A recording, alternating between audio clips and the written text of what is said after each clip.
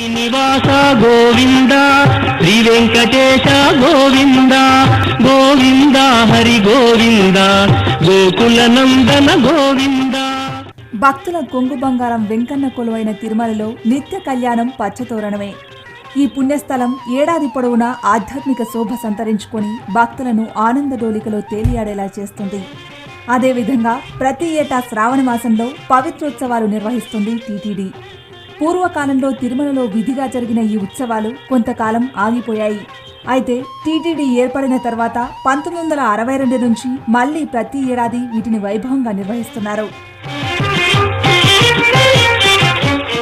శ్రీ వైష్ణవ సాంప్రదాయం ప్రకారం శ్రావణ మాసం ఏకాదశి నుంచి త్రయోదశి వరకు 3 రోజుల పాటు పవిత్రోత్సవాలు జరుగుతాయి.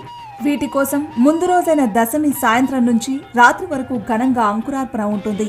ఇందులో శ్రీవారి సర్వ సైన్యాధ్యక్షుడైన విశ్వక్సేనుల వారిని ఆలయం వెలుపలికి తీసుకువచ్చి మాడ వీధుల్లో ఊరేగిస్తూ ఉత్తర దిశగా ఉన్న వైభవోత్సవ మండపానికి తీసుకెళ్తారు అర్చకులు.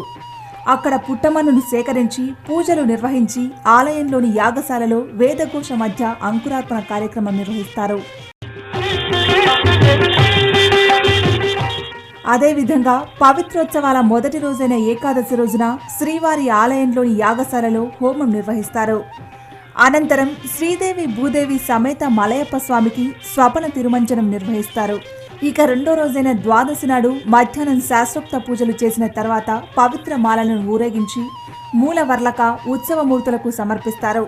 చివరి రోజైన త్రయోదశిన పూర్ణాహుతి కార్యక్రమం శాస్త్రబద్ధంగా నిర్వహించి హోమం నిర్వహించడంతో పవిత్రోత్సవాలు ముగుస్తాయి.